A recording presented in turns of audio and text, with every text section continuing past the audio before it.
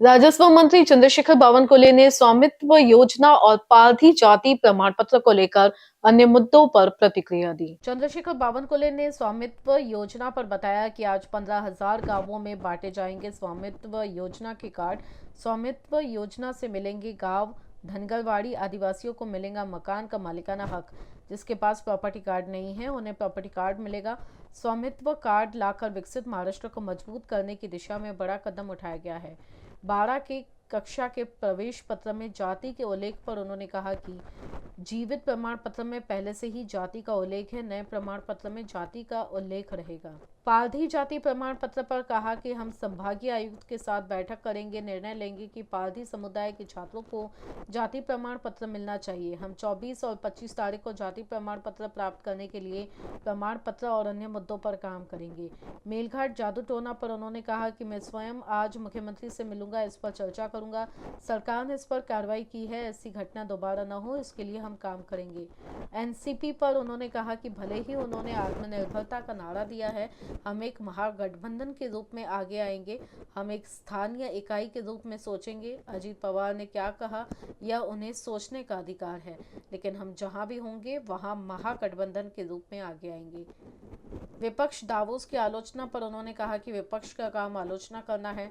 2.5 साल उन्होंने महाराष्ट्र के लिए कुछ नहीं किया। मुख्यमंत्री दावोस जा रहे हैं तो महाराष्ट्र राज्य में सबसे ज्यादा निवेश पैदा करने वाला राज्य होगा। 15,000 गावामध्ये आज स्वामित्व योजनेचे कार्ड वाटप होणार आहे। स्वामित्व योजनेतनं गावातील गावठाणातील घरांना, वाड्या पाड्या धनगरवाड्यांना त्या ठिकाणी त्यांच्या घराचं, आदिवासी गावातल्या घरांचं स्वामित्व मिळणार आहे। ज्यांच्याकडे प्रॉपर्टी कार्डच नाही त्यांना प्रॉपर्टी कार्ड मिळणार आहे। महाराष्ट्राच्या 14 कोटी जनतेच्या वतीने मी माननीय प्रधानमंत्री मोदींचे आभार मानतो की स्वामित्व योजनेचा एक मोठा या ठिकाणी मोदीजींनी कार्यक्रम आणला आणि आमचा महाराष्ट्र मजबूत करण्याकरता, विकसित महाराष्ट्राकरता मोदीजींनी एक मोठं पाऊल स्वामित्व योजनेच्या माध्यमातून उचललेला आहे। 10वी 12वीच्या कार्डवर ऑलरेडी लिव्हिंग सर्टिफिकेटवर तर आपले कास्ट त्या ठिकाणी राहायची। मला वाटतं की जे लिव्हिंग सर्टिफिकेटवर आहे त्यानुसार ते पुढे जात असतं। मी विभागीय आयुक्ताकडे 24 तारखेला किंवा 25 तारखेला एक बैठक लावणार आहे, ज्यामध्ये पारधी समाजाच्या जे काही कास्ट सर्टिफिकेट आणि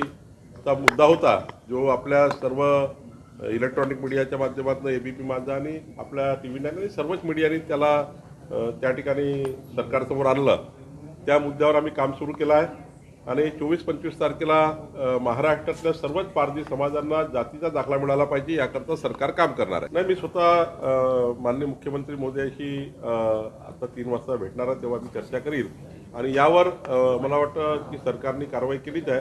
याच्यामध्ये पुन्हा अजून सखोल जाऊन पुन्हा अशा घटना होणे याकरता सरकार यावर काम करेल। मला याबद्दल फार माहिती नाही, त्यावर आज बोलू नये। आज स्वामित्व योजनेचं महत्वाचं या जनतेकरता काम होतं, यामध्ये आपण पुढे जाऊ। मैं माननीय प्रधानमंत्री मोदी जी का बहुत बहुत आभार व्यक्त करता हूँ, धन्यवाद देता हूँ। 14 करोड़ जनता की ओर से उनका हृदय से आभारी हूँ। आज महाराष्ट्र के 15,000 गाँवों में पहले फेज में स्वामित्व का कार्ड मिलेगा। गाँव के जो छोटी छोटी गाँव होते हैं जिसमें आदिवासी बस्तियां है, धनगर समाज की बस्तियां है, हमारे पारसी समाज की बस्तियां है और गांव है, यहाँ पर स्वामित्व का कभी उनको कार्ड नहीं मिला था। इस वजह से उनके पास घर होने के बाद भी उनको योजना के लिए, उनको लोन लेने के लिए, तो आर्थिक स्थिति मजबूत करने के लिए जो सरकार की योजना है, ये योजना के लिए उनको प्रॉपर्टी कार्ड नहीं था। लेकिन आज एक बहुत बड़ी पहल माननीय मोदी जी ने की है और आज हम स्वामित्व का जो कार्ड देंगे महाराष्ट्र में, ये पहला फेज होगा, आगे चलकर दूसरा फेज है, आगे चलकर सारे शहरों में भी होगा। बहुत बड़ा पहल मोदी जी ने की है, महाराष्ट्र उनका धन्यवाद व्यक्त करतात। नाही, त्यांनी जरी सहबाळाचा नारा दिला असेल तरी आम्ही महायुतीचाच बोललो आहे। आम्ही हे म्हटलं आहे की ज्या ज्या ठिकाणी स्थानिक युनिट आमचा निर्णय करेल त्या ठिकाणी आम्ही महायुतीमध्येच लढू। दादांनी काय नारा दिला याच्याबद्दल मला माहिती नाही, त्यांच्या पक्षाचा निर्णय त्यांना करायचा अधिकार आहे, पण मात्र भारतीय जनता पार्टी आणि आमचा महायुतीमध्ये आम्ही समोर जाणार आहोत। ज्या ज्या ठिकाणी शक्य असेल त्या ठिकाणी आम्ही महायुतीत लढणार आहोत। नाही, विरोधकाचा टीका करण्याचं काम आहे,